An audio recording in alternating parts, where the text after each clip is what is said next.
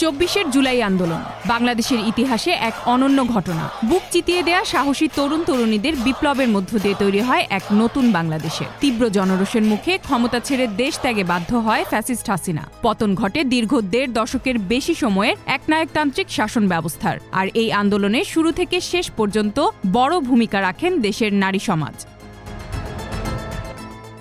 জুলাই আন্দোলনে এমনই এক অভূতপূর্ব চিত্র দেখেছে বাংলাদেশ। বিশেষ করে বিশ্ববিদ্যালয় ক্যাম্পাসগুলোতে নারী শিক্ষার্থীরা ছিল সবার সামনে। মিছিলে তাদেরই দেখা গেছে সামনের কাতারে। শুধু বিশ্ববিদ্যালয় নয়, দেশের নানা প্রান্তে কখনো সরাসরি রাজপথে থেকে, কখনো খাবার পানির ব্যবস্থা করে, আবার কখনো আন্দোলনে আহতদের চিকিৎসা দিয়ে নারীরা দেখিয়েছেন অনন্য সাহসিকতা।